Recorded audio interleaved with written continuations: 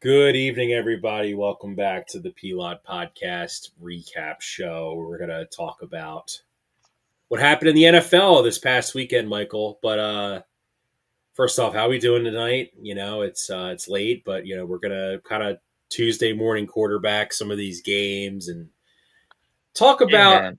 talk We're about some of the news that happened the last couple days in the NFL. We had our first head coaching firing. Unfortunately, it was not Mike McDaniel. It was from what Titans Reddit said, maybe like the dumbest head coach by far in the NFL. That was what I read was actually true. That's really sad. yeah, I mean, we'll get into it once we We'll talk get into about that when we the talk Titans about game, but the yeah. Tennessee football team. But bro, I know we normally supposed to just talk about just straight up NFL, but as you can tell by our name tags, we are a little flyered up right now because They won their first hockey game of the they're season. they're like the least stressful of the four teams Yeah, in there's our a little city. blind optimism that you can kind of have, enjoy watching some of the new guys, enjoy watching some of the older guys getting it going, and not have to worry too much about expectations. There's no expectations for the Flyers. Just, their expectations is to be out of the basement. That's what it is, Yeah, you know? and so obviously this past weekend we did the show. Obviously, the Flyers were.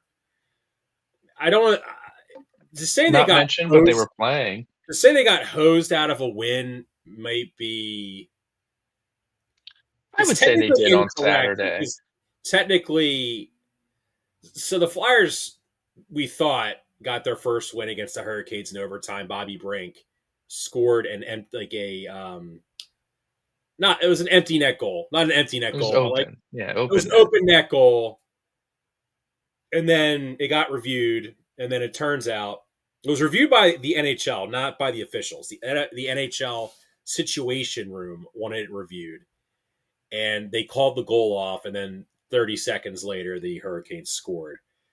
And then everybody pretty much, which is rare to see a Philadelphia team kind of get this, but universally, everyone from the vibe I got from Twitter was the Flyers got screwed.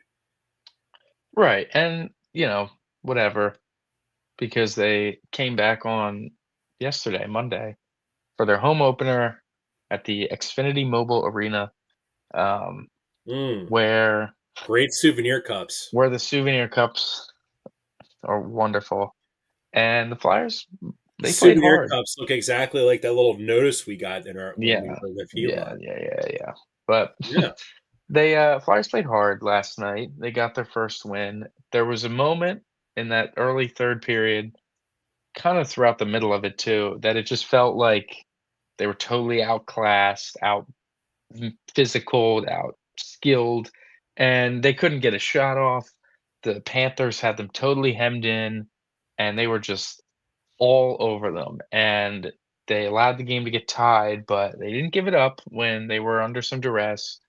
And all this to culminate in what is an early highlight of the season from Trevor Zegras taking the puck behind the net, two two Florida Panther defenders barreling in on him, and he just, like, absorbs them. He dives out of the way of one, absorbs another one of the hit, despite being a small guy, and 2 just big bodies just totally barreling in on him behind the net, and he absorbs the one hit, kinda shakes it, doesn't even barely lose control of the puck, and fires a perfect pass through 2 defenders through the slot to Sean Couturier, who netted his second goal of the night, and ultimately the Flyers scored 2 more empty netters, and they finished a home opener win of 5-2. But that Zegras play was truly like, right. that was it felt like, a moment there where, this was a big trade that Briere made, getting a high ceiling guy that maybe hasn't, not a good situation in Anaheim to hit his potential. And, we're also excited to see him play as like here's a skilled center that we haven't had since like Giroux. And he goes and makes a wonderful one of those plays that we were, like, expecting to see from him when we made that trade, just a truly special, skilled play. Yeah, I'm glad you mentioned Drew because that's kind of the first thing I thought of. Mhm. I think it just felt good that I don't know, man. Like their passing looks much better.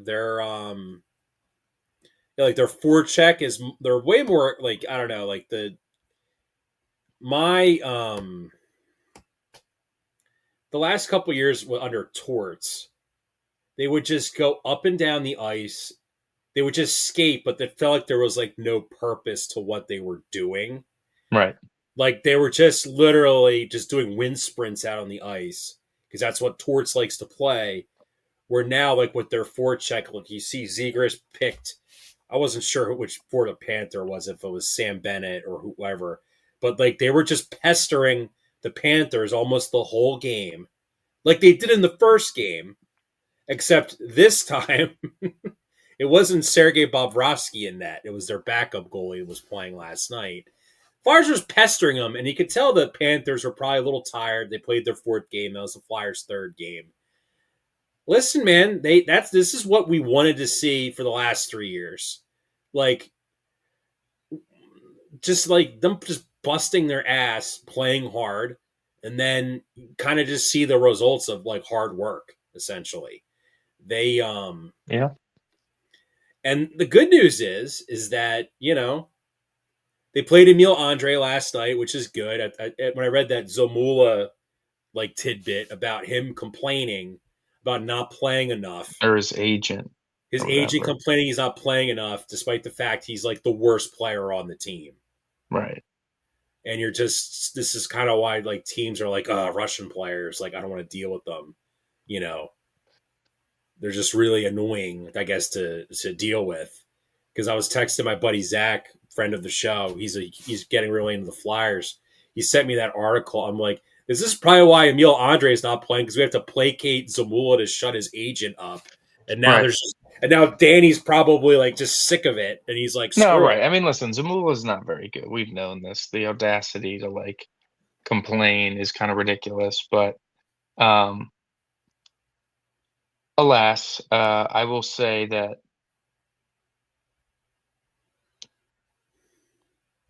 it's they're making some good decisions, it seems like. It seems like Vladar won the job at a camp, and that seems to be working. Played He made 2 some really nice really good games. saves last Yeah, night. he definitely just feels and again, it's been 3 games, but, like, feels maybe he could be a little more consistent than Ersson in a starter role, and that'd be awesome because where we saw Ersson actually thrive when he was, like, the backup, when he wasn't playing every Voldemort. day and was getting spot He who starts. shall not be named. Yeah, yeah, and when he was getting spot starts and it was like every spot start would be like, "Oh, man," Ersson made 34 saves and Flyers won 2-1, like, that's awesome, and it's like it was really good, it was a lot more of that than the bad, but clearly when he plays too much too often, the Yeah, skill it's kind rate of like in falls off. baseball when you have a good backup catcher and he has to play for a month and he's Right. just crap, and you're like, Like, even okay, any backup, even Edmundo Sosa, like, every year, it seems like a middle infielder's getting banged up a bit, and he's got or an infielder is getting banged up, and he's gotta play almost every day, and in that time, it's like, "Man, that looks pretty solid," and we know how good he is through the bench, but then it becomes like when the 3 weeks becomes 6 weeks, it's like, okay, 6 weeks of a starter with Edmundo Sosa. It's really he's in like a 1 for 26 right now, like that sort of thing. So yeah, hockey goalie is very similar to that when you're a very capable, good backup.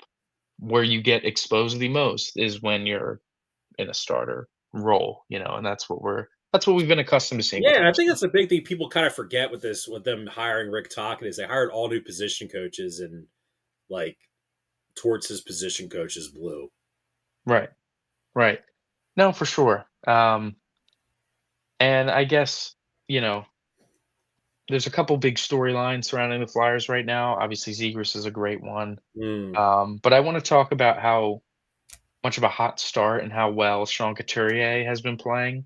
And you Captain, talk about vibe shifts and energy shifts, it is night and day, from Couturier versus this year versus what we saw under John Tortorella. It's not even close. It feels like he got his, like, spark back. He seems like just such a happier individual, seems a lot happier to be at the rink, and, talking about when to do it for everybody as opposed to, not that he was selfish ever, but it just, he always felt like he was just struggling, you know? And now early, you can feel, like, a sense of positive energy coming from him. Well, I think the fact that Rick Tocchet not only was a former player, he was a very good former player, and his style of play was kind of similar to like Couturier's style of play, where it's like you play both ways. You're like a really good teammate, well respected in the locker room. So I think the Sure. fact that he's just maybe letting him be himself and just be like, listen, man, I need you to lead this team, and I'm not going to trash you, or this is what we need to do. Like people forget. This is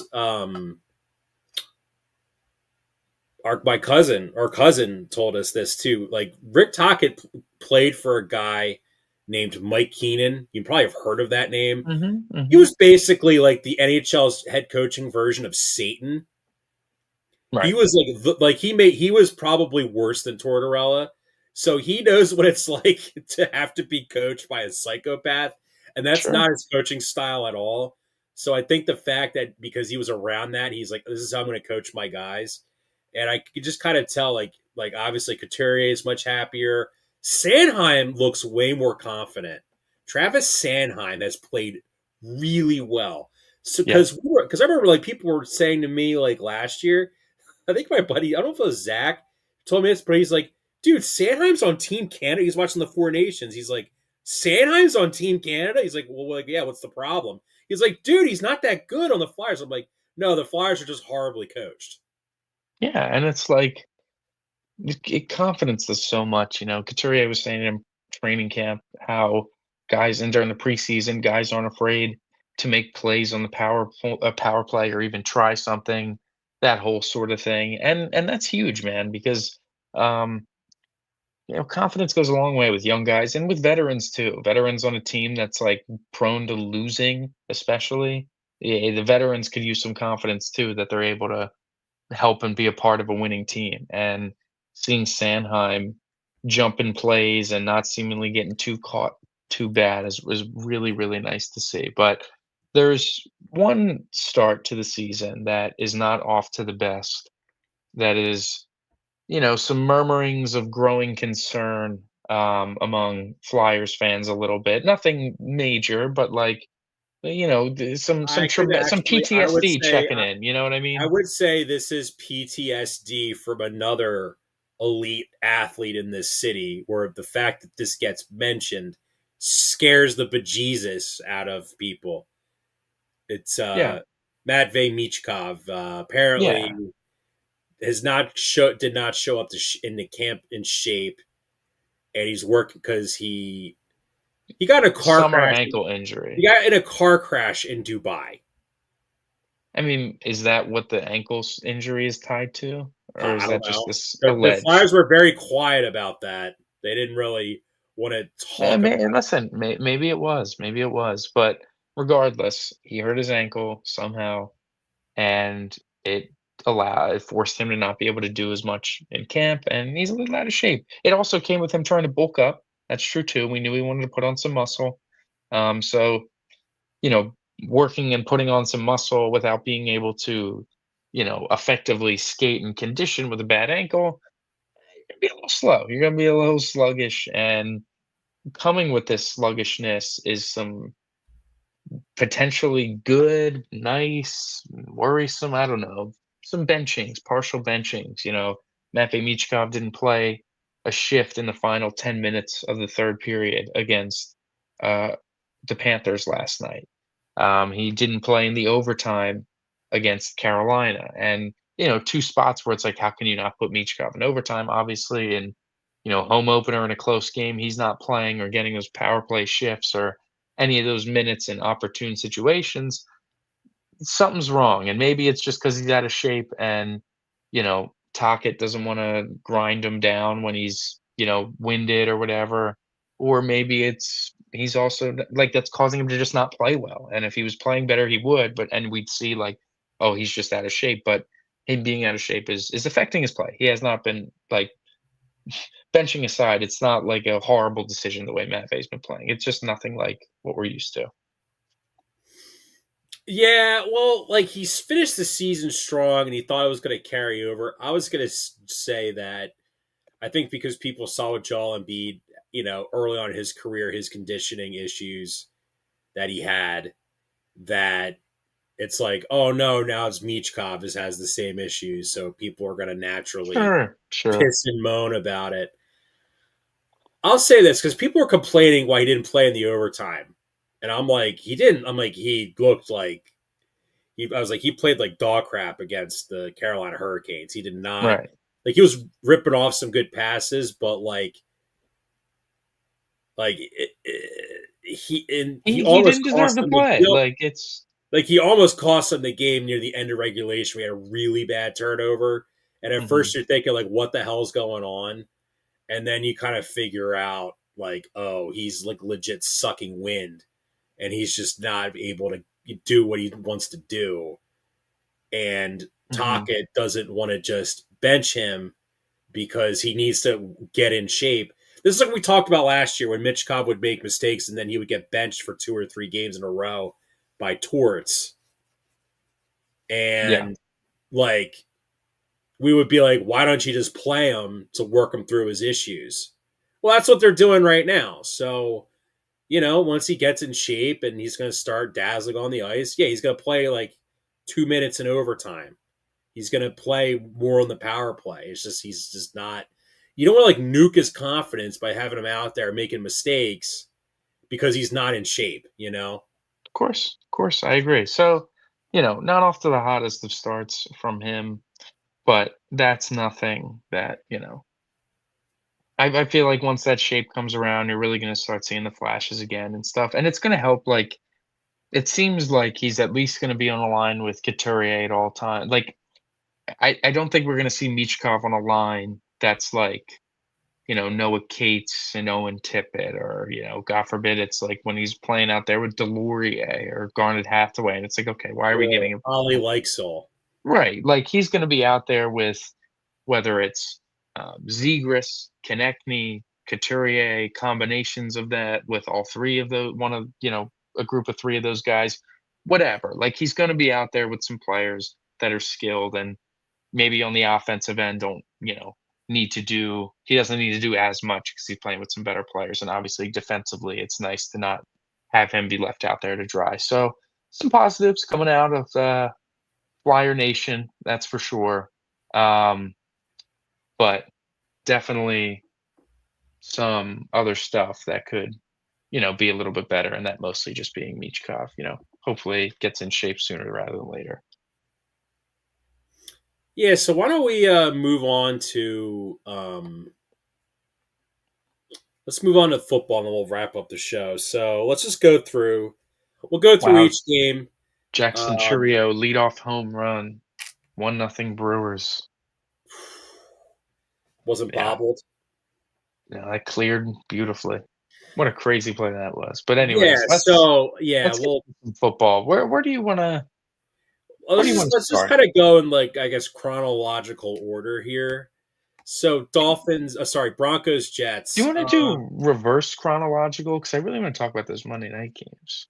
You want to do those first? I mean, Yeah. do you want to end the show talking about possibly one of the worst games ever broadcasted by the NFL? I'm Yeah. gonna No, I don't want to end the show talking about that. That's terrible. That's Ugh, bad. okay, okay. All right, let's just talk. Yeah, okay. We already We'll talked about start it. from Yeah, the top. Broncos Jets. My God, Justin Fields. He is the worst starting quarterback in the NFL.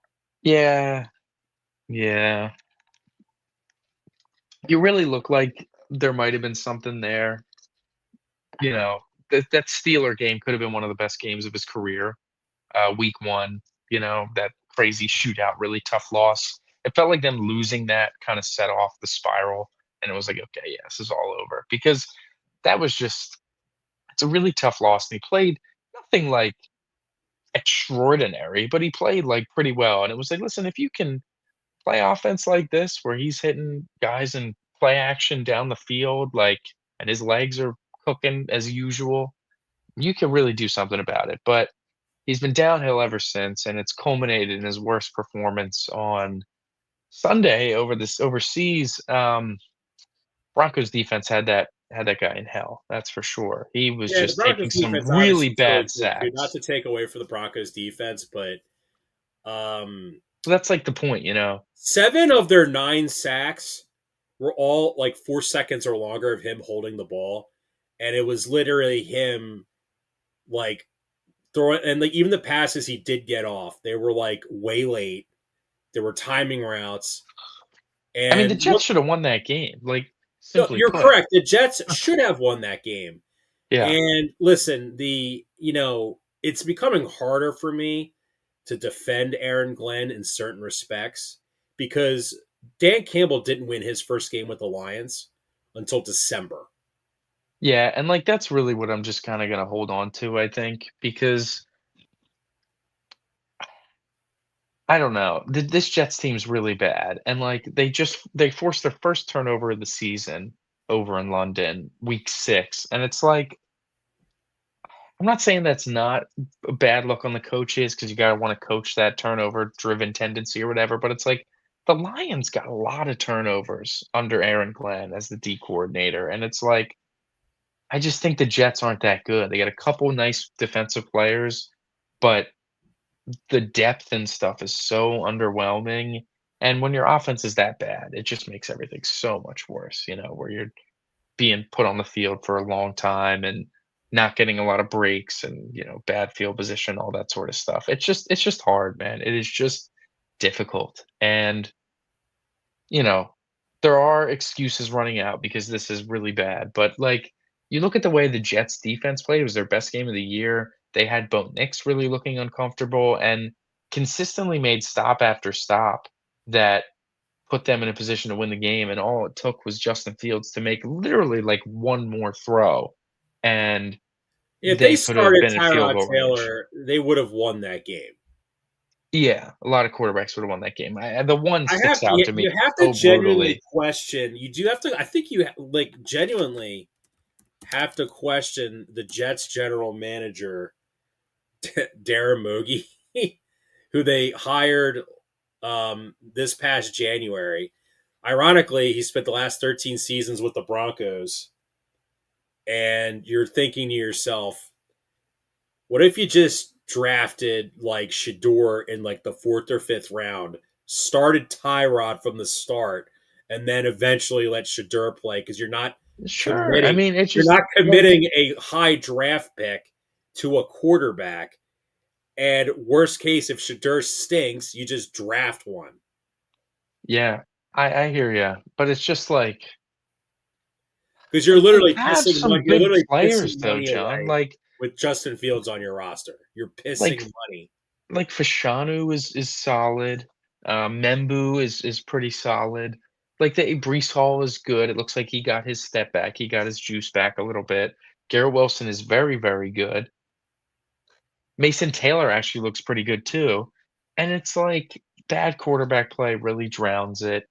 But there's just a jet stench, honestly, like, they may never just ever I be have good. this feeling, so I'm going to just kind of make a prediction of who the next Jets quarterback's going to And be. it's also looking in their division too, with, like, the Bills Well, and, like, how good Drake May looks. The future outlook of the Jets in their own division is terrible, but go ahead, make that point you wanted to make. since the Jets, I think their Lions quarterbacks coach is now the Jets offensive coordinator. The most goffish quarterback that's going to probably be drafted is going to be Garrett Nussmeier. He looks the most goffish He is gothish. of all the quarterbacks. So if I were a betting man, I would wager that come April, that Garrett Nussmeier will be a New York Jet. That'll be something. I'm definitely Because I'll of how, partially see because, that. and they're going to definitely go QB round one because of how bad Fields is. Like their fans are going to be Yeah, we'll see where they end up picking, but screaming for a man, it quarterback. was ugly, and it's like that's the sort of game where you look at the Broncos and it's like they're not very good. They beat the Eagles, and the Eagles really did it to themselves, and then some minor official luck, but it's like it was very much a negative indictment on the Eagles versus a positive indictment on the I would have to say Broncos. if you're a Bronco fan that you It's need like it to was be to a point where if they lost, it's like the cope is like, you know, before the season, you look at that Eagles Jets stretch and like you're just assuming 1-1 because you're going to lose to the Eagles and beat the Jets. So like beating the Eagles but losing to the Jets, does that like that's how you would have been trying to rationalize it as like, well, whatever. If we didn't beat the Eagles, we probably would have beat the Jets, like that sort of thing. And they were very lucky that they got both out of it. Very, very, very lucky because they just didn't deserve it. They played like garbage. It was a total letdown, and like their offense looked like trash. It was really bad. Bo Nix is just awful, man. He really is bad. God. they also couldn't just get their ground game going at all. Then the Jets played like a team that was really looking for their first win, and unfortunately, the quarterback is just so bad. I mean, that single-handedly lost them the game. His poor play. Um, let's head up to the 1 o'clocks. There's really not much to talk about in this Rams Ravens game I other want than the to fact mention that one thing though Puka to got you injured. because, like, listen, like, obviously, look, uh, Lamar should have been the MVP last year. Look how like trash this Ravens offense looks without him, But I thought this would have been like the perfect time for the Rams to like blow a team out, Listen, and I hear you. the fact like the Ravens defense has allowed 40 points 3 times, and listen, a blind squirrel finds a nut every once in a while. Yeah, like this is like the classic. We've been embarrassed the last 2 weeks. We're coming out here at home again. Like that was like a pride game. That was a we are playing football for our pride from the defense. And I gotta give him a lot of credit. Like it was that classic, AFC North weather feel to it. It was gross, it was rainy, the field looked super wet, the fans are all in, like, some ponchos. Like, it was just ugly out, and the Ravens kinda brought some of that nastiness. Obviously, Puka got hurt in this game, but before he got hurt, was really just not making much of an impact at all, did Yeah, not have a yeah. ton of Marlon targets. Humphrey landed on Puka's ankle because he sucks at football. Yeah. I mean, listen, he did a nice job and the rest of that Ravens secondary from taking him away from most of that game.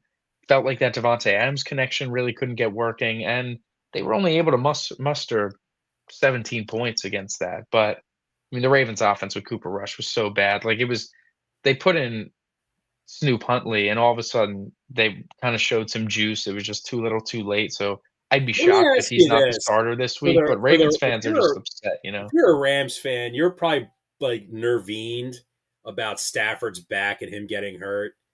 Man, watching Puka get injured, you're just because it looked bad initially. It looked Yeah, really it seems bad. like the prognosis is not that bad. That He like should he'll probably miss probably a miss game or this two. week. Well, he's gonna miss this week, and then they have their bye. So they're Oh, thinking I think okay. they're shooting for after the bye. And if he's gotta miss one more, it's really just not the end of the world as long as he's healthy. But definitely could have been a lot worse. But it was weird because he came back into the game.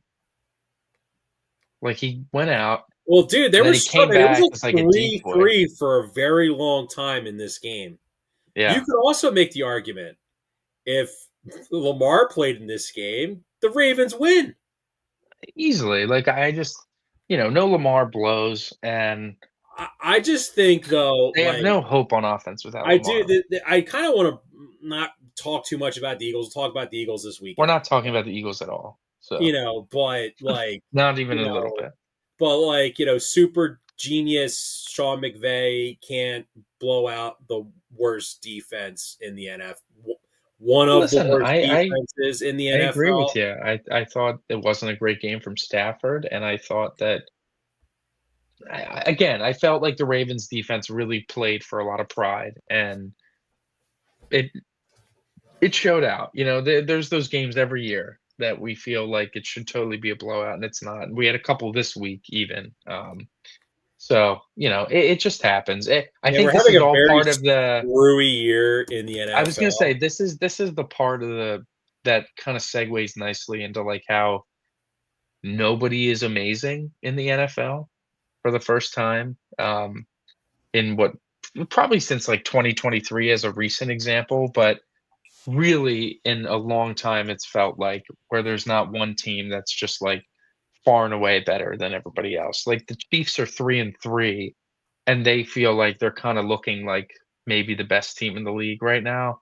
And they're 3-3. Like we got 4-1 teams, we got, you know, 5-1 teams, I'm sure. And it's just each really good record and some of the contenders we're used to seeing, they all just feel super flawed at the moment, not playing their I, best I ball. agree. So, speaking of teams that are not contenders, Oh, Michael, right. what would you say that we're talking about the Panthers and the Cowboys? Would you say like the Cowboys defense is like last chance you for struggling first round quarterbacks? Because Michael, the Dallas Cowboys defense fixed Caleb Williams, Mhm. and now they fixed Bryce Young. I mean, listen, fixed is an interesting term to use. We'll see if it lasts with a guy like Bryce Young. I feel like we might just get some ink. And I was rooting for Bryce Young. It was nice to Bro, he see him was play cooking really them in well, the second half, man. but it just feels like he's gonna just be kind of like this. He's gonna have some weeks that look really great, some weeks that look really bad. And I think that's just a struggle that you deal with when you're at his like size. Um, it the Cowboys defense is just atrocious. I mean, John, we're talking about They fixed Bryce Young. Rico Dowdle had another 200-yard game. Like that. Maybe that's why the Panthers offense succeeded so much because the running backs running for 200 yards. Like I think you it's know, kind of hysterical that like dude, Chuba Hubbard is really good. it I seems like think he lost his job. kind of doesn't it? I mean, Yeah, because he kind of wasn't cooking all that much to start the year, and you're like, Bryce Young sucks. Everyone's keying in on Chuba Hubbard.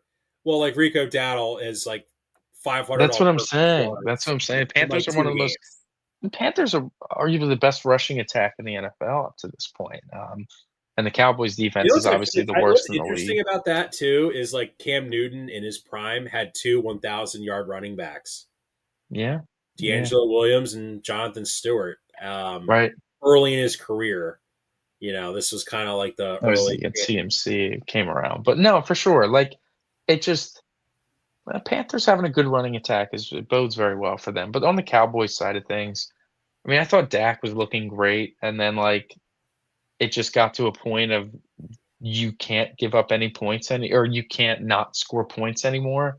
And he had that one just negative drive, and it was just like yeesh. It just was a tough one. Felt like a very normal Cowboys loss. George I think Pickens it's. is Did quite you good. look at the A dot chart or not the A dot chart, like the route chart for like George George Pickens? Pickens, yeah, it looked He great. literally just like runs around everywhere. Like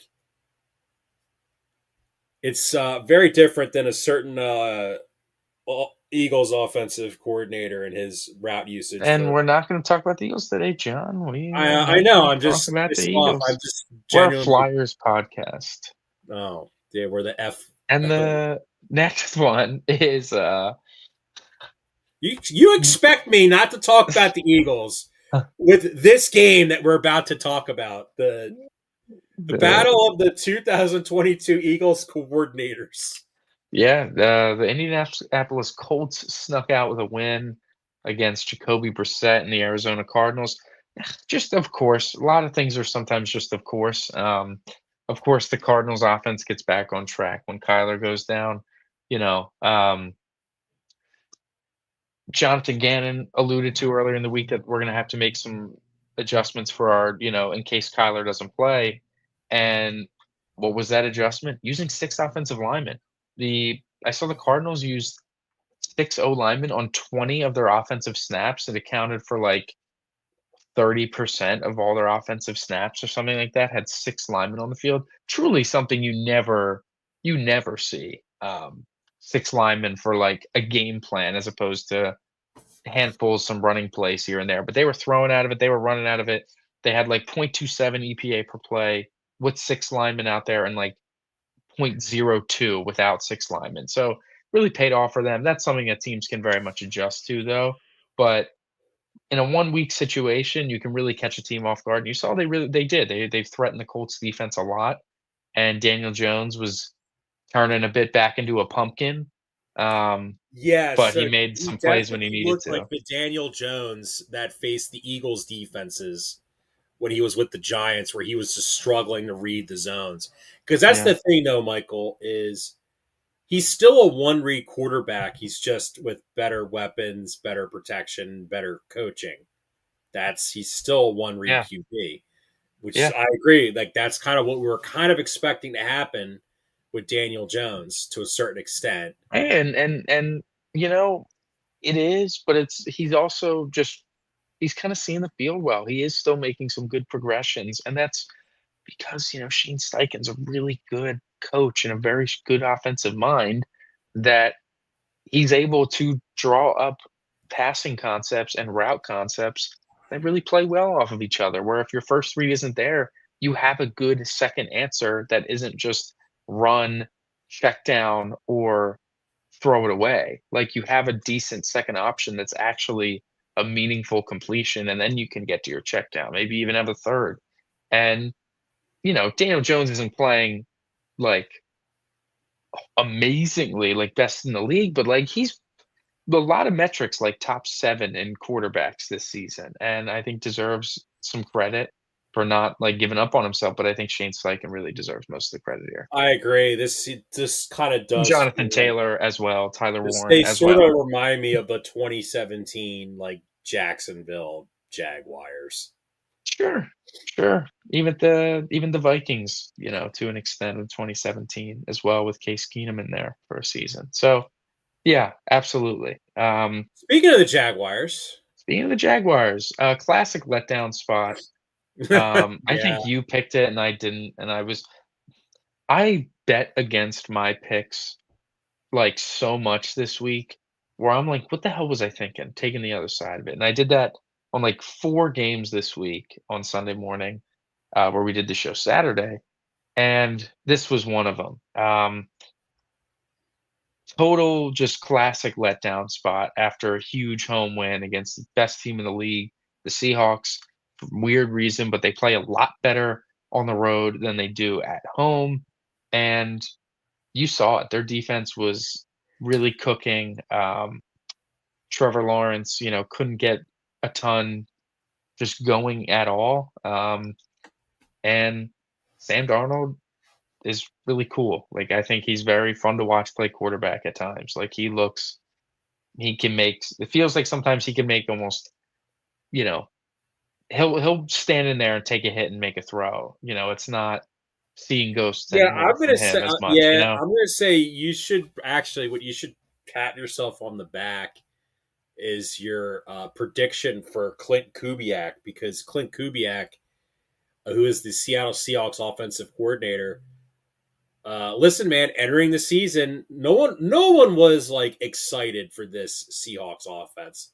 There was a Mhm. lot of skepticism with them signing Cooper Cup and trading DK and just basically saying JSN is going to be like our primary weapon, And like on he's offense. elite, like And it he is worked a out. top. He's playing like a top 5 wide receiver, Right. and their ground game sick. Kenneth Walker He's really good. I averaging really like do feels like think he averages like 8 yards a carry. yeah, he's really good. I just feel like they are protecting his body in the most possible way they can because Well, that's he gets way smart too because many he's touches. injury prone. You're correct. He should, and it's just Their O like line is pretty solid too. Like that's the thing is like it's almost like the Seahawks. Like the Seahawks team kind of reminds me of like the early 2000s, like Seahawks teams where like this is like a 10-11 win team. I just don't know how This is a far. playoff team to me. This is a This is a playoff playoff team. team, but like when they had Matt Hasselbeck as their quarterback, it's kind of like Sam Darnold, where you're like, how far can this guy take you? You know, we don't know. Yeah. But Yeah. yeah, I think the Seahawks are. I don't. It's going to be a dogfight who's going to win the NFC West because you have the Rams. The To me, it's Rams and Seahawks. I know like you want to discount the. Well, we'll talk about the Niners. I am gonna discount the Niners. They're not next, right? I would love to segue. We can only No, segue so much. no, we got no. I got to talk about this Next next game because this I yeah, text. next game is Chargers Dolphins. I know you don't want to talk Where about the Eagles, but like, come on, man. I have to. We texted each other about this, but I was like, I felt so much. I felt dirty, Michael. I felt dirty watching the end of this game, and I'm like, how pathetic are we that I'm rooting for the Chargers to. I'm rooting for Justin Herbert to engineer a quick game-winning drive so the Dolphins can lose. So Vape Boy, their head coach Vape Man, can get fired so we can bring him here to save the Eagles offense. yeah, I mean, like of course. I don't know. Just of Like course. like this game should have been played on Comedy Central because you brought it up before. You're like their O line, the Chargers O line's in shambles. They're like have no depth at running back. Shout out though to Although Kamani Vidal, man, looked really good. But that's more on the Dolphins than the anything. Dolphins blow. The Dolphins are Yeah. pathetic. So like Gotta listen. give Herbert some credit, you know. So like listen, Think man, praise watching a the little bit. Dolphins, like watching that Dolphins offense, like if their quarterback didn't have CTE, talk about Tua, obviously, like that would be a really good offense, I think, still, with all their flaws and warts. The stench is just, I think, too strong at this point where I think a lot of that doesn't totally matter. Um, Unfortunately, like I understand your premise and I don't disagree with it, but it's just like they got a lot of jet stuff going on right now. And like the way they lost was the perfect example of that, where Justin Herbert, throws a cape on his back and makes a ridiculous, effort making the guy miss and then ripping it to an open man. And then He obviously looked Lad very McConkey like getting Dan sprung. Marino-ish, where he stood Yeah, strong in no, the for sure. pocket, stepped up, made it like a great read. It's like Shout it's out, different from what you see from Mahomes, where Mahomes is like it's like a wiggle, it's like an evasion, it's making the guy not get a good grip on you, he like, at just like all, so he turns, can show up. he turns like a 30-degree angle, shakes out of it, and then Yeah, where, makes the like, play. Herbert, that was like a more like Josh Allen, I guess, kinda muscular, just kinda throw you off and then throw a rocket, and that was impressive, and McConkey finally coming through. He's had a struggle to start the season with the emergence of Quentin Johnson, who's obviously, um, you know, Shout whatever. out to But the 9 zillion million people on Twitter, like I traded for Lat McConkey. I'm so happy. Like, yeah, no, it worked out. So, yeah, yeah. yeah, so great win there for the Chargers. Dolphins, we'll be seeing. They're cooked. Next game, God, Steelers played the Browns. It was about as you could expect it. Steelers barely cracked 20. Browns couldn't get 10.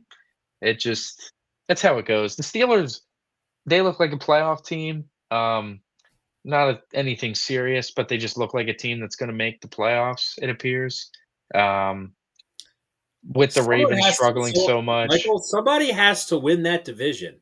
right? And the And if Steelers Lamar misses defense, another week and they go to 1-6, they basically have to win out the season for them yeah, to win that division. The Steelers D feels like it's a team that can handle bad quarterback play.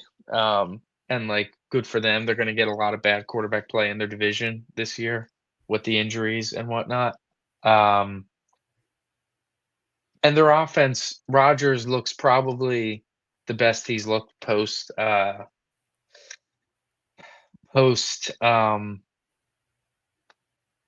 Green Bay God, could not think of that. But, like, I I agree. think he's looking the best since that, and that's huge for them. Can I ask you a question? Sure. You've obviously watched the highlight film of Dylan highlight film of Dylan Gabriel because Right. he's like 5'9". Right. Do you think those passes where he's hitting his receivers in the head are like for a normal quarterback or like overthrows, but because he's so short, he's just hitting him in the head? It's truly like he has to, like, put all of his might into a Basic. 14-yard dig route, and it's like, you can't be needing to put all your body behind a 14-yard dig route if you wanna succeed in the NFL, like, It that needs reminds to me of be a Anthony flick. Richardson last year, but like obviously Anthony Richardson has more physical talent in his pinky finger than Dylan Gabriel I does. think it's like the inverse of it. It's like Richardson puts nothing on it, and it's a rocket every single time, where he's got the arm talent, he needs to learn how to dial it back, and then Dylan Gabriel is, like, loading up where if it was Mahomes or Allen, the ball would go 70 yards in the air, but his is only, like, 23, like, he's I just gotta wonder take how so much long effort. he's because like against the Vikings, he just refused to make any outside throws, and I'm wondering why is he not throwing the ball to the outside, Michael? It's because you just said it. It's Yes, far. he doesn't have the arm talent to make those throws. Dude, it's far for him. Like, simply, it's far away. Yeah, so that game was pretty ugly, but the Steelers playing some decent ball. Next game up here, shout out, man. Drake May is having himself quite the start to this season. Another I have a Patriots win. controversial opinion I want to make about Oh boy, here it Drake May. comes. If we were to do the MVP race right now, I would quantify it like I would if I were to rank the top three. Number one is Patrick Mahomes. I agree. Number two is Baker. You have to admit it. You can't stop being biased. You know I'm right. He'll never win that award. And then number three is Drake May. I know you want to put Drake May two and then Baker three. But Michael, Sure, how sure. ass was this Patriots team last year? What roster moves have they made realistically from On last year to offense, at this year least. on offense I where mean, they Will look this Campbell much has been better? pretty helpful, but Okay, the receiver room it's is still a Will lot to Short be. Arms Campbell. Right, the receiver room's still a lot to be desired. I Their mean, like defense, those moves have been helpful, but it's like, listen, it's a combination of a lot of things. Drake May growing into what we think and feel is gonna be a superstar in this league for some time.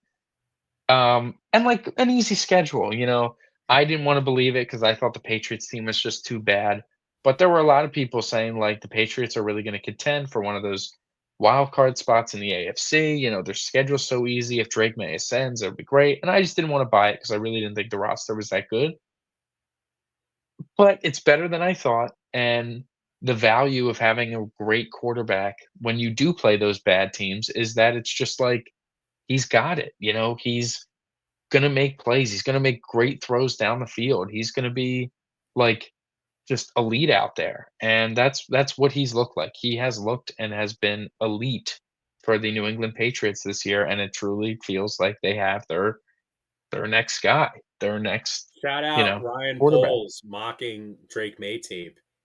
Ryan Poles would Yeah, know a good yeah, quarterback if he came up and slapped him in the face, I suppose.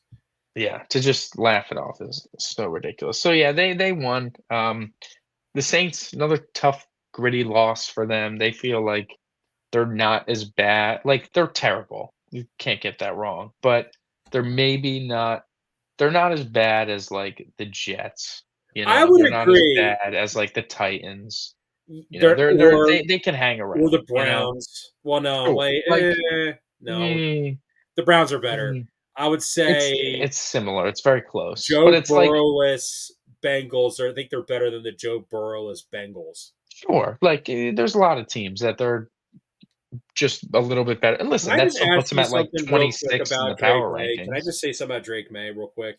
Shout out Tommy DeVito for winning those meaningless games Yeah. so the Giants could not draft Drake May. Huge, man, because I think they would have. I think they would have, and I think Dable probably saw a little bit of Josh Allen in him. Oh, they would have. No, that's if you pick number 3 in that draft, you were like sprinting to the podium to pick Drake May in that spot, in my opinion. Yeah, I'm and sorry shout to out cut you Drake off about May, the man. Saints, though, but do you feel like with the Saints, though, one of my friends brought up a hypothetical, and he was like, "Dude, if you're like the Bills, like, do you offer like your first round pick to the Saints for Olave?" Do you offer your first round pick to the Saints for Olave? I mean, I liked Olave coming out of college. I don't know if he's worth a first round pick at this point. Because he's on pace, so like they can't throw like the Rat Man, Spencer Rattler. Like he just can't throw the ball deep. So if you look at Olave's numbers, 39 catches, 342 yards, one score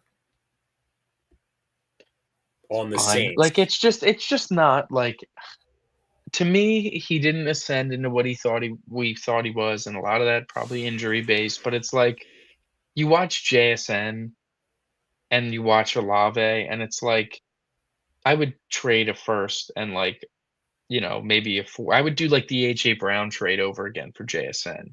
I wouldn't remotely consider doing that for Chris Olave. Like that's sort of differences that I'm seeing in those players. Moving on from this, the Speaking of AJ Titans. Brown, how about his former team?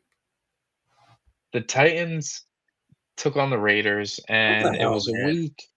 ugly game. I mean, we're just so we overthought that one, I So, think. I so mean, this was the yeah. perfect game for the Raiders to finally not look atrocious. And while they still didn't look great, their defense looked quite good. And honestly, I thought it's looked pretty solid all season, and that time specifically, it looked very, very good. Um, Shout out they Denard had Cam Wilson, Ward hell, former man. I Eagles secondary coach, yeah, who is the defensive coordinator for the Titans. The Titans have a good defense, Michael. The problem is they've had one. their former head coach, Brian Callahan, Yeah. the dumbest head coach in the NFL from what I'm understanding. Yeah, just so Legitimately, many bad decisions and, like, not knowing of the rules. Combine that with the fact that it's like he had to give a play calling, and it's like you were supposed to be, "Oh, the Bengals had a great passing offense, so we're gonna have a great passing offense for the next rookie quarterback." And it's like, here's a quarterback with a lot of arm talent, a lot of ability, and the things you've invested in, like your offensive line, which were invested in pretty heavily at this point with multiple draft picks and some pretty decent money, your offensive line is terrible. And your wide receiver room that you also invested some good amounts of money and some other things with, and it's terrible. you know what they are, Michael. You know, here's my confidence. They're like the Chuck Fletcher Flyers. Oh God. Sure. Yeah. No, yeah, probably. And that's rough, man, because it's a brutal team to be. It's a very frustrating team to be. And I it's one of like Cam Ward's getting killed out there, man. He is getting killed out there. And he's feeling that pressure. He's fumbling when no one's near him. He's throwing some pretty awful interception. It's just taking some bad sacks, fumbling it. It's just bad. Telling It's you what, in Clint Kubiak, baby. We're gonna bring in Clint Kubiak. We're gonna bring him in. We're just gonna have to. If there's a team that should be sellers that no one's talking about at the trade deadline, it should be the Tennessee Titans because they need to get as many draft picks as they possibly can. In my you opinion, gotta anyway. you've built the team really poorly. I think you need to not saying you gotta break it down or whatever, but it's like Skoronski is like fine, Latham is like fine, and then the other money they spent has just been bad. It's just nothing's cohesive, nothing's working. If your As far name, as the go ahead. if your name is not Jeffrey Simmons, Tavondre Sweat, or Cam Ward, everyone should be on the trade block. Sure. Sure, I agree. Yeah, and as far as the Raiders go, like, Titans might just be everyone's perfect get-right team. Maybe not this week because of an interim head coach, that always results in some fluke stuff going on, but, the Raiders looked dead as all ever, and they were able to put together what felt like a comfortable win. Yeah, Next game. this was Oh, supposed go to ahead. be like the Ashton Genty versus Cam Ward, you know. Right, right. It was just enough. It was ugly. Next game we have the Buccaneers and the 49ers.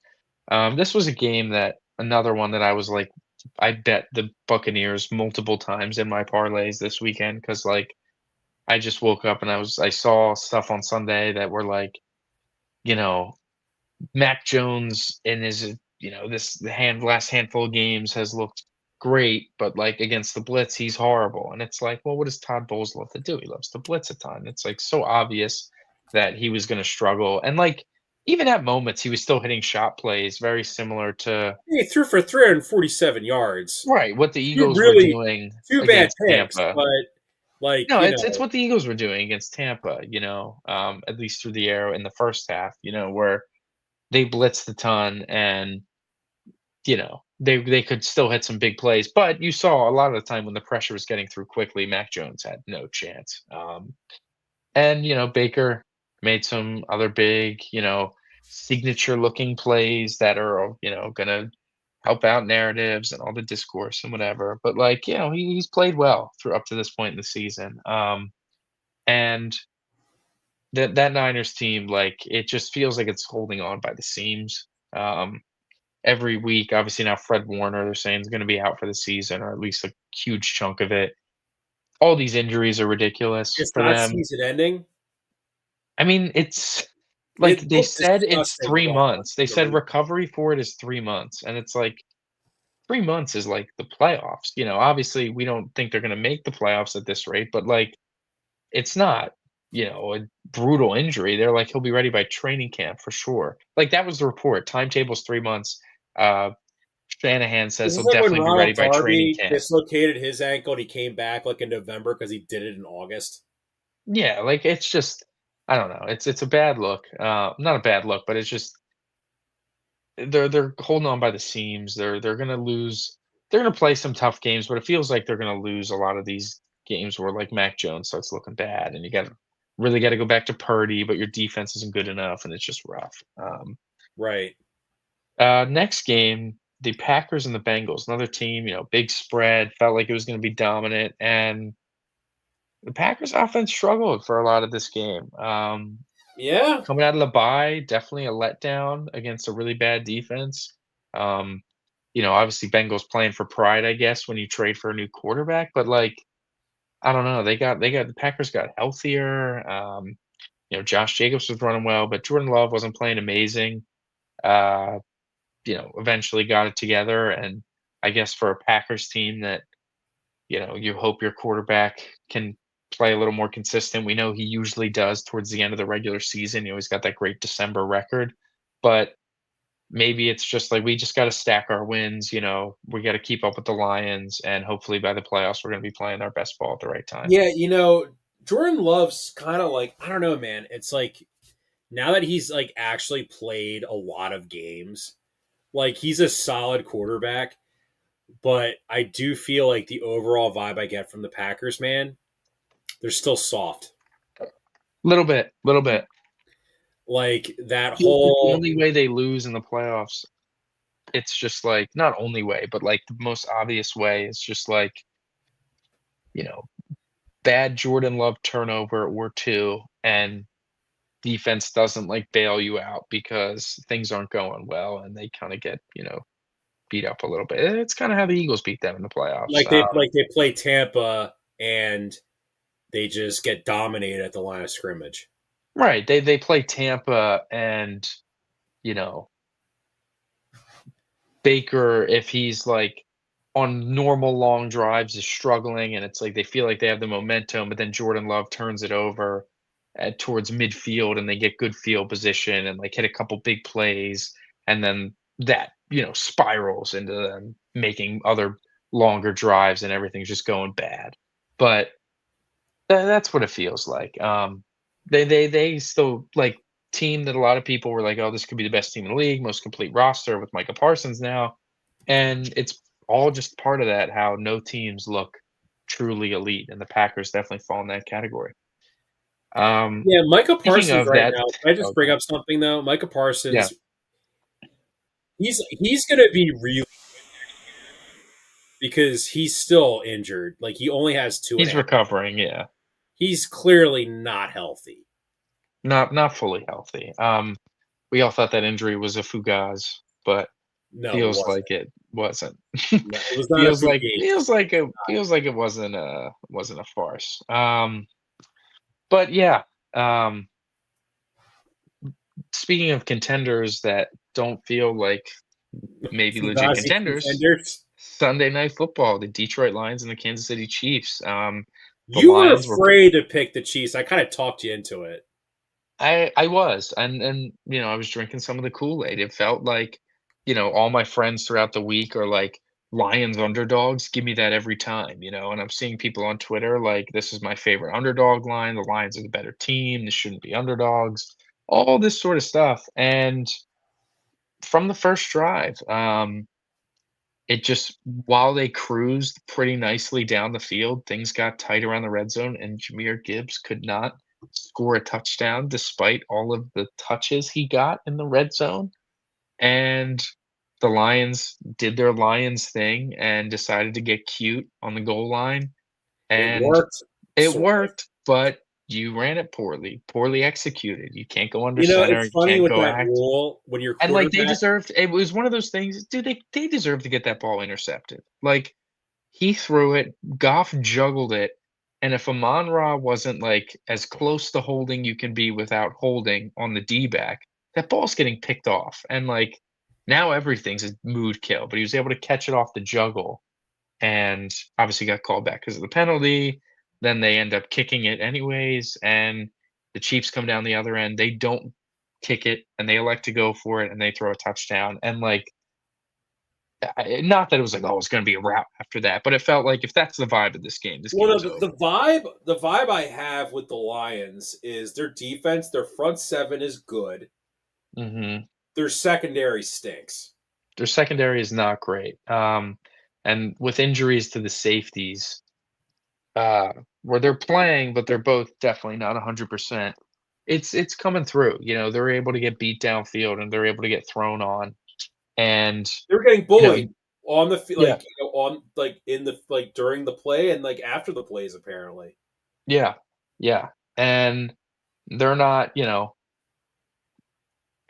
amazingly executing, like running the ball the way they've been able to the last few years. They're not like Yeah, that was a bit. That was a Jahmyr very Gibbs would average like 8 yards a carry, like for a lot of their wins. And like. that hasn't been that level of Yeah, dominating. Gibbs looked worn out a little bit. He looked a little worn out because they mentioned the Lions did. They were like, "Oh, we want to give Montgomery more touches Right. because, they kind of been like really been on Gibbs, Gibbs, Gibbs, Gibbs, Gibbs, and I think Gibbs is like a top 5 running back, like most certainly.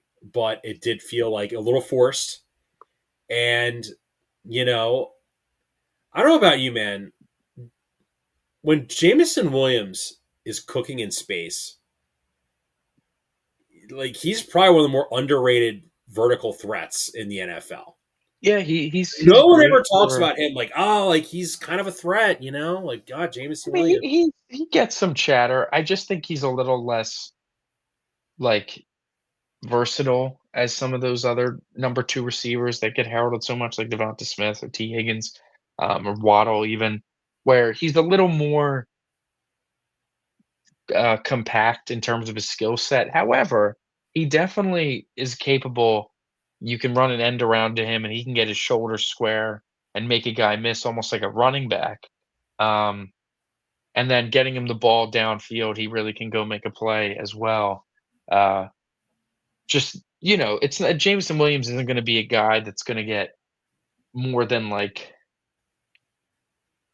2 targets in a game that's like within 5 yards that aren't screen passes. You know what I mean? You're not throwing these quick slants to Jameson Williams or these really precise whip routes or out routes or something like that. Like, you're throwing those to a Monroe, you're not throwing those to Jameson Yeah, Williams. I thought Trent McDuffie locked down Amon Ra. I did feel like though the Lions are a easy matchup. I feel like in certain aspects to the Chiefs, i.e., the Chiefs can call these blitzes and not worry about Jared Goff, any type of Running, mobile threat right. at all. Let me ask you this: so the Lions, they're 4-2 this year. Lose to the Packers, lose to the Chiefs. They beat the hospital team. Granted, Lamar was playing the Ravens, and then they played like the Bengals and the Bears and the Browns, I think, as well. Yeah. No, for sure. Um, well, listen, they look good. They don't look what they've been looking like the last couple years, where it's like this dominant, team. They Yeah, but don't when look they like would they play have that good in their teams, bag right Michael, now. they would like lose those games too. It's not like Yeah, but they were I mean, they haven't lost a lot, and, their schedule wasn't super easy last year, um, they were beating good teams. It just came to a head with some injuries and stuff, but, listen, it just feels like every contender is a little broken down, not as good, whatever, and that takes us to Kansas City, where they've been struggling to start the year, but it really looks like they're hitting their stride, offensively, at least a little bit. They're like second in DVOA in the whole league up to this point, which without Rice and without Worthy for a handful of it, it feels like, I mean, that's impressive how bad that running back room is, how bad those receivers are outside of guys like Worthy and Rice. And Mahomes is having his highest QBR since 2022. He's having his highest average depth of target since 2018. And it's like, man, when he's pushing it, he's not afraid to sling it. And it feels like they've opened up the playbook, and Worthy is definitely assisted with that and just being a vertical threat. Even if he's not getting all those touches, he's still just he's clearly helped to open things up because his return was the return of them being able to kind of throw it something around. tells And me Andy Reid definitely made an adjustment somewhere along with Mahomes absolutely, absolutely. And because I we think both know Matt Nagy's just garbage. Like he's been garbage. sure, Like he's nothing special, and you like might get another head coaching job out of this. wow. I know. I know. But, Rice is coming back for them this week, and it really feels like their offense can take a turn and everyone will kind of shiver a little bit. I don't think their defense is as good as it's been in the last handful of years of this dynasty. I did feel like Chris Jones had his most impactful game of the season against Detroit, and I think that was just because of how embarrassing that Trevor Lawrence play looked on his end just standing Also, around. too, I think worth noting that the interior of the Lions' offensive line. It's all new guys, all overturned. Yeah, I Um, agree. I agree, yeah, but if Chris Jones is gonna be able to play like that, their defense will be much better off, but if he's gonna continue to struggle like he did earlier in the season and just you don't really feel his impact a ton, it's the defense isn't gonna be able to, always get the stops that it felt like the Chiefs have gotten the last 2 seasons, you know? I agree. I agree. All right. Double barrel Monday Monday Night night, Football. I freaking hate this, dude. Just I have do one. hate it, and it's It's it's not like so it makes these games go any later because they do start the second one at 8, except for, next week, the Seattle game's at 10. Um, but it's just too much, man. I don't like flipping back and forth. I was flipping back and forth between 4 things last night, um, 5 things actually, 2 baseball games, um, the Flyers you know game, what this 2 is? football games. It's way too much. Do you know what this is? This is because YouTube NFL has YouTube TV as this carrier for Sunday Ticket. Right. They want you to get YouTube TV because they're going to say, "Oh, we'll just put, you know, Multi-view on. Exactly. That's what they're trying to do. It's just too much, man. It's just too much. And there's another one this week. It's just ridiculous. I'm Yeah, so we're not over gonna. it. Yeah, we'll talk about that this But weekend. anyways, these two games. Let's start with the Bills Falcons. Bills again on Got theme. punched in the Contenders that mouth. don't feel like real contenders, and it's all hey, surprise, it's all of them. They all look like this. They all look fraudy to some aspect, and it's like it's not just a little fraudy where it's like, oh, last year the Eagles, they struggled at times in the, zone passing game a little bit, but Saquon, if he doesn't rush for 200 yards, we'll see. It's like, okay, that's garbage. This is like the Bills defense is kind of bad, like Oh no, almost it is really bad. very bad because Right, right. because That's what this they is. so I said this when we picked the games. I give you credit, Michael. I'm going to pat myself on the back a little No, bit. you deserve credit for this one. I was like, dude, the Bills give up like 8 yards a carry, and Bijan is the like in fantasy, he's the best player this year. He is. He's the best player in Bijan fantasy. Puka, but Or Puka, whatever, 1A or 1B. no, Uh, Bijan looks wonderful this year. I had that game turned on because I had fantasy implications, and as soon as Bijan ran that 81-yard touchdown, I flipped the channel. I'm like, I won my matchup. Flip. That's all. Yeah, I mean, he's been great. He's been awesome. Algier is also running really hard too and having some success. Like that's scary when it's like Bijan is killing you so badly, and they put in the change of pace guy, and then he's also killing you. It's like, oh, maybe that Falcons O line So pretty that was like good. a lot of creativity from the Falcons. I've noticed in their offense where Bijan will be lined up as a receiver. Algier would Algier be too. It was like Algier would be Westbrook out two, and there. then it's like, okay, which one's going to motion, behind Penix? Penix is an interesting quarterback because I'll watch him play, and I'm like, oh wait, he can actually run. I'm like, oh, this is kind of cool. I didn't expect that. He can run decently, and it's like, Can I just add? listen, Let me ask you something. Do you feel like all like the left-handed quarterbacks all just have this janky throwing motion? I think it's in Tua, part we're just Penix, not and used to seeing Gabriel. it. Listen, I think in part it's we're just not used to seeing it as much. But no, none of them throw like Michael Vick, like where that looked so clean and so smooth. Like none of them look like that. Like the only They two all look like a lefties I've variation of ever seen Tebow. were like Vic and Steve Young. That's Yeah, it. yeah, they were able to sling it around. You know, it was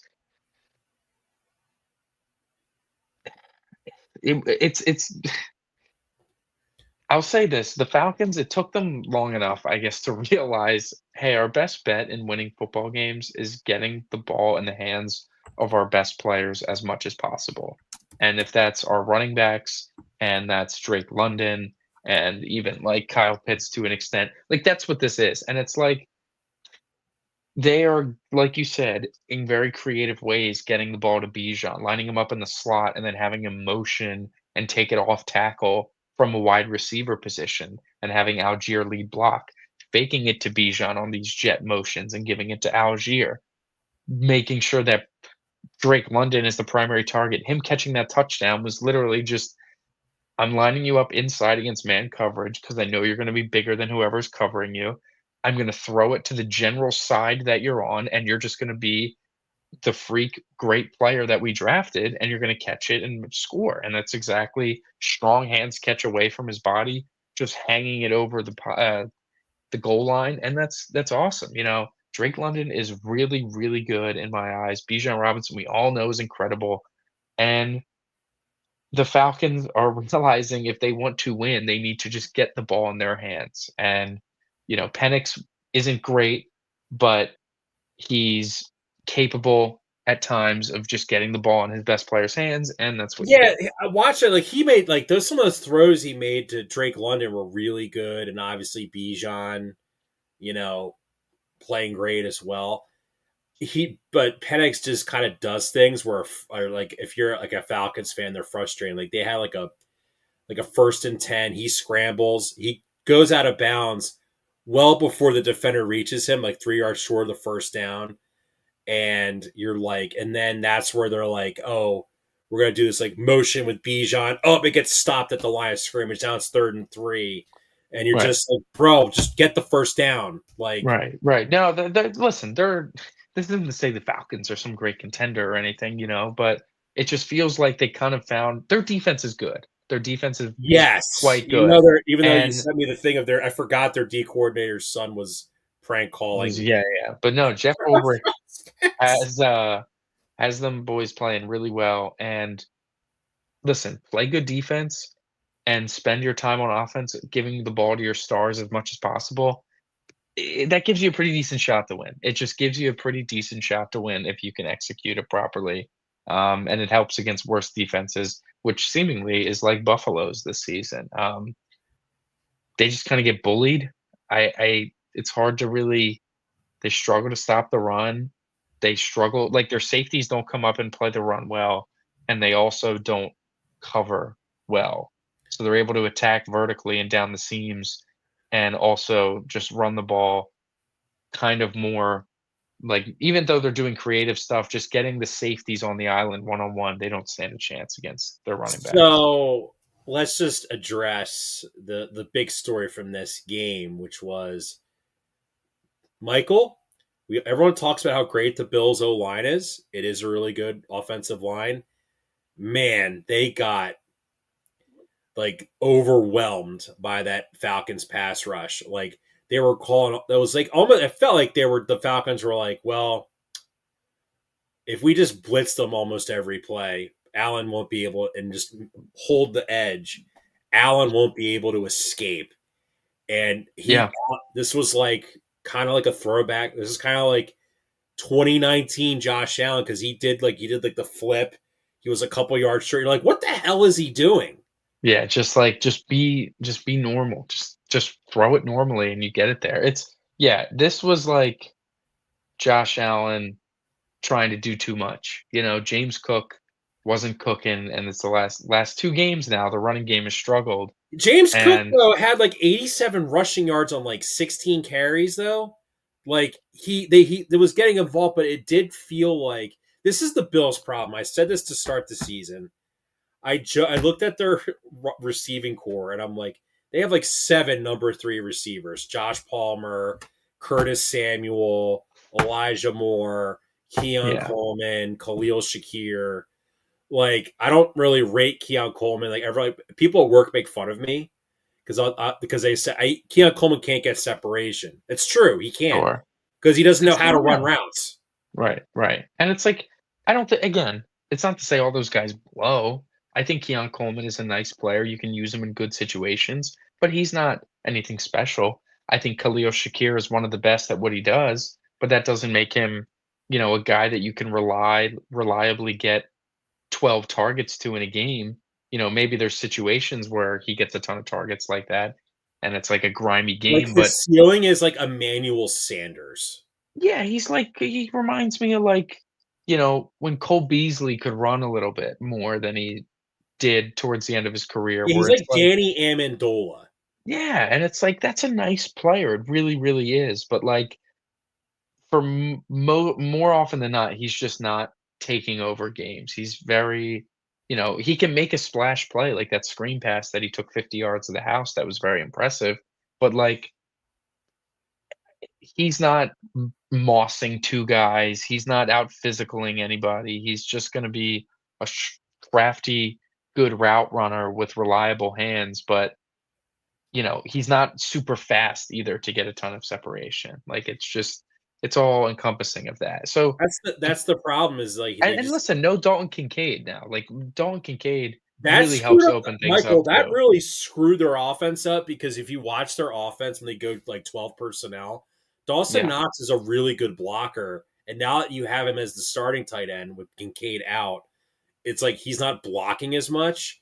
mhm, And you saw what happens when you don't leave him in as a blocker. yeah, no, Josh Allen struggled a lot, just not making great decisions, great throws. And yeah, like it made the Bills not Did look like the best team in the league anymore, you know? did you feel, dude? Did you cringe? You sent me the link. I saw it before you sent it to me. Did you cringe at Sean McDermott where he was like, Yeah, that was ridiculous. I couldn't repeat imagine. what he said for everybody who didn't know? He said, what did he say? Like our QB did struggle tonight, or they did things that made our QB struggle, It was sort of something like like that. so like he said something, so like when guys, let's see, when he was basically babying oh my god, I typed in Sean McDermott glasses. That's like the most searched thing on Twitter. That's hilarious. Sean McDermott glasses. Oh geez, this freaking goof, Warren Sharp. Oh, latest. Let's see here.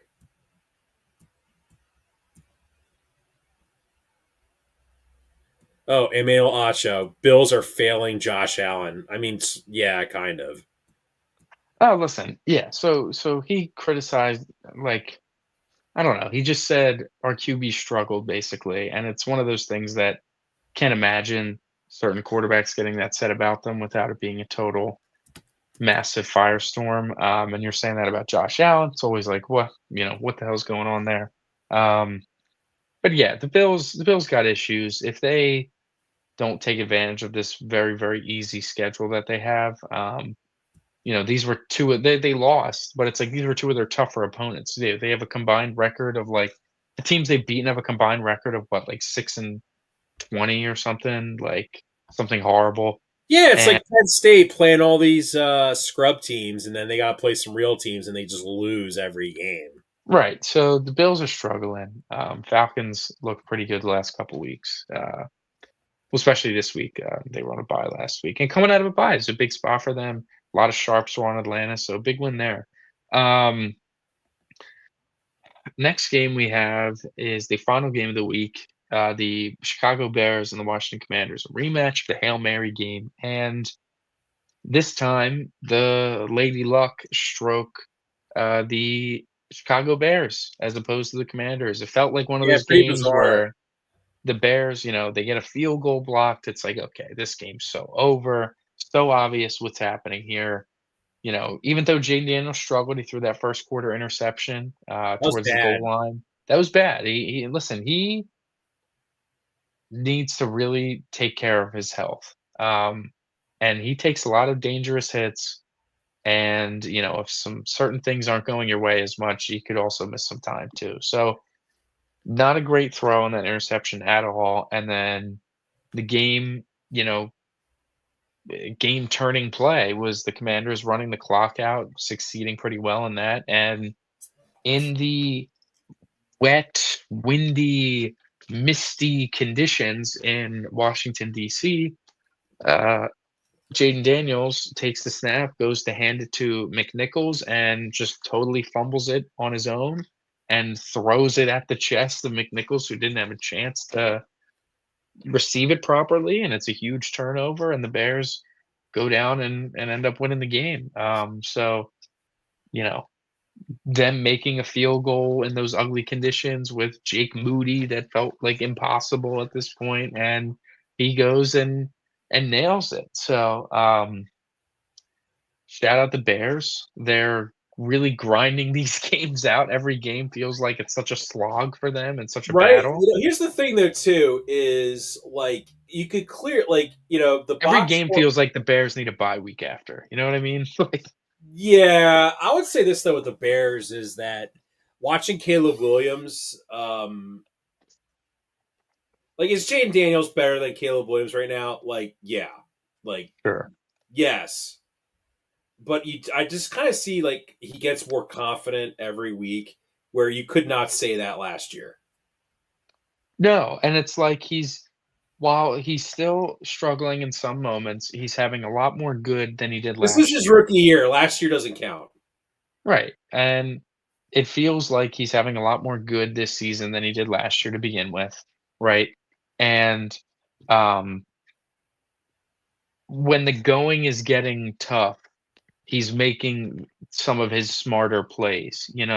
maybe early in a game he forces something or is just totally ripping stuff downfield that aren't open, and later in the games, it feels like he's a lot more relying on his coach kinda drawing up good plays for him to just take what's given to you and move the ball down the field and put yourself in a position to win a game, and it feels like that's what he's doing, towards the end of games, and you saw it again, on Monday. You know, they were running the ball a lot. He was just making smart, quick throws as opposed to forcing anything, and Ben Johnson clearly trusted Moody to make a 40-some yard field goal, but fortunately, Swift broke one more run to get it into, you know, 30-some yard field goal range, and he nails it. So, Yeah. yeah, that Or was if Moody huge. missed the kick, his career's pretty much over at that point. Right. And the Commanders, Jaden Daniels obviously turning the ball over a couple times is the big story for them. Um, but their offense, while some was really good design, that fake screen was really nice to McCaffrey down the field. A lot of it is just Jaden Daniels throwing balls up and receivers going to go make some plays. Obviously, that's a great part of Daniels' game, but it's not super easy stuff, I think, as much. I feel like last year they were moving the ball pretty easily. You know And what this year, it feels like it it's more of a reminds me of? grind relying on the big play. What this kind of reminds me of? It's almost like the exact arc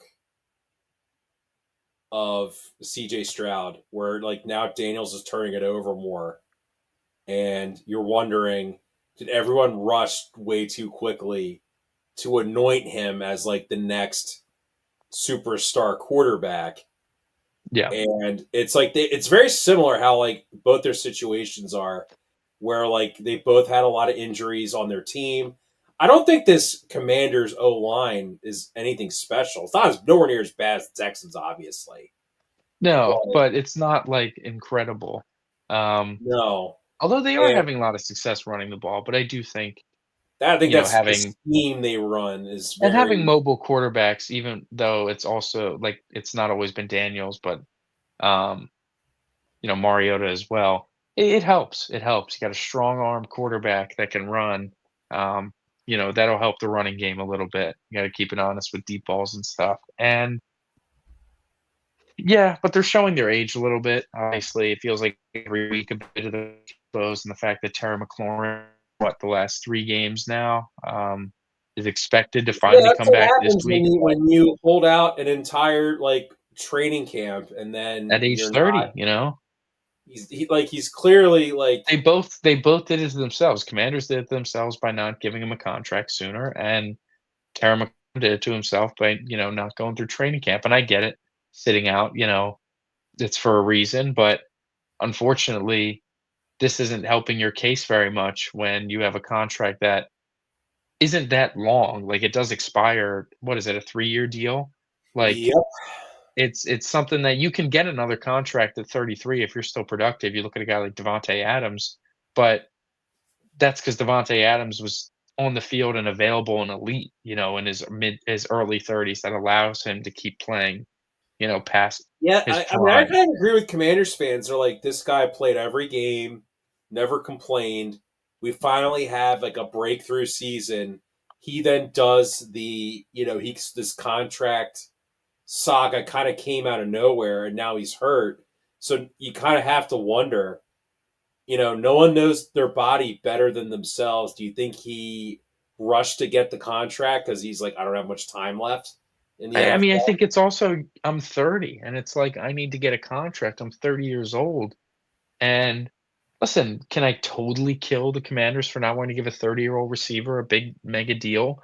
No, but it's also like your other options aren't that great, man. You kind of just need to do it unless you're committing to being worse than the NFC Championship game by just an offseason alone.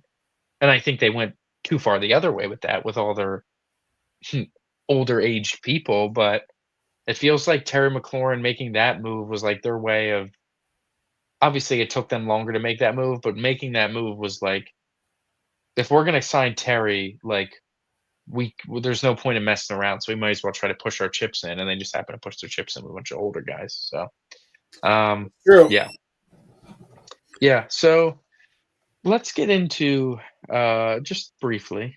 the Thursday night game and pick that to end the show. Mm. Inter-division AFC North matchup, classic. What is the weather out there in Cincinnati? Is it still, like, rainy and gross?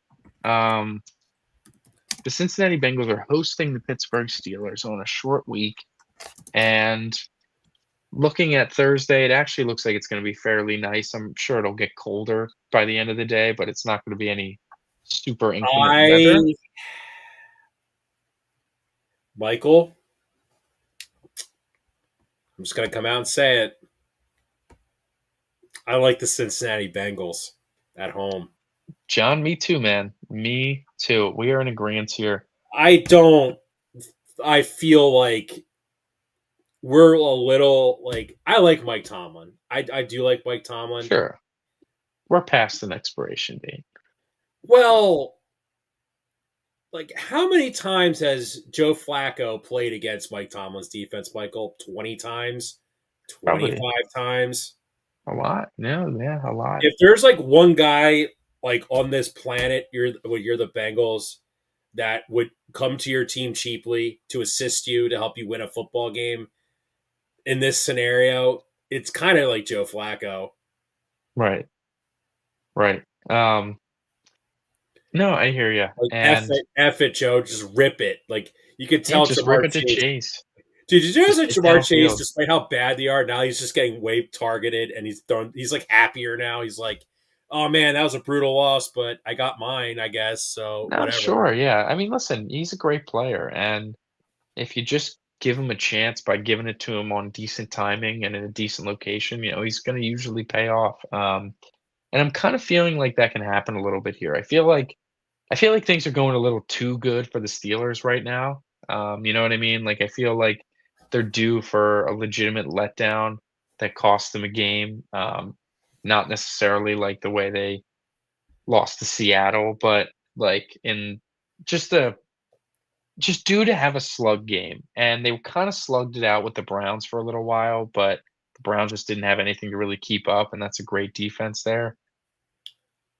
Not that this is a great offense by any stretch of the imagination, but there's enough star power on that offense to maybe hit some splash plays that keeps the Browns offense in it, or This sorry, the feels like Bengals a game offense where in it. everyone's gonna like talk about TJ Watt, TJ Watt, TJ Watt, and he does nothing. Yeah, or maybe he gets like the Like big I'm gonna tell you turnover this at right the now. end of a game and the If you see like those pre-cooked FanDuel parlays to bait you into betting on on like their app, and they yeah. throw in TJ Watt's sack, I guarantee you he's not gonna get a sack. Yeah, yeah, no. I hear you. I feel like the Bengals do a good job at keeping this one close. Feels like a classic close AFC North battle. Um, Steelers might still win, but it feels like by a field goal as opposed to by a touchdown. What So, did yeah, both Judkins do a little bit. against the Steelers? Um, Mr. Judkins. he had 12 carries for 36 yards. Yeesh. So like there's one guy right now who's a massive fantasy disappointment. It's Chase Brown, right? Yeah, he's one of the He's handful, one of yeah. the disappointments, I would say. You would say, right? Sure. Um, I have a feeling he might actually kind of break out in this game a little bit. Yeah. No, it feels like, the Steelers team, you could have some success just doing whatever you Watch want the on them Steelers win like defensively. 41-10, and like we're like this Bengals team is Listen, maybe I'd be shocked the if, most pathetic team, right? Like, well, and I guess that's if not the Jets impossible. didn't exist, there might be the most pathetic team. Yeah, I guess that's not impossible. Maybe it's more like Steelers win like 30 to 20, 21 because Dead it's ass, 30 I to could honestly see whatever. the Bengals winning this game for 58 minutes. Aaron Rodgers drives them down the field in their like pathetic defense, gets Right. like a go ahead score, and everyone's Right. gonna be like, "Oh my god, this is like vintage Aaron Rodgers," you know. Yeah, because I mean, you're it's definitely the best he's looked since since Green Bay, Well, but shout out to Kenny Gainwell for yeah, he's playing with him and Warren, dude. That's a solid little shout duo. out It's better Kenny than we thought. Gainwell. Yeah, yeah. Shout out. But yeah, we're both going to Bengals there. We'll see in a few days. We'll probably have our next show for you on Sunday. Um, yeah, I mean, there's a good NLCS game on right now. If that's not too much for some people to watch, Oh uh, boy. Yeah. it's listen. Mariners up 2-0, looking to get to their first World Series ever. The Um, Mariners have never won more than 2 games in the ALCS. Think about that. listen, they got to go. They got to get two more to get there. So we'll see. We'll see what they can do heading back home. But yeah, we'll see you guys this weekend, and that's our show. That's our show, everybody. Take We are part of the Fired Up Sports Network of shows. Please check out other Fired Up Sports Network podcasts like the P-Lot Pod, Water Cooler Talk, Bell Smashers, Philly Sports Love and Pain, Drunk on Broad, Beer Battered Sports, and the Fired Up Sports Show, which are available on all major podcasting hosting sites and social media. Also, check out Mark Ramos' Roundup on Fired Up Sports, which breaks down the happenings going on with all your favorite local teams.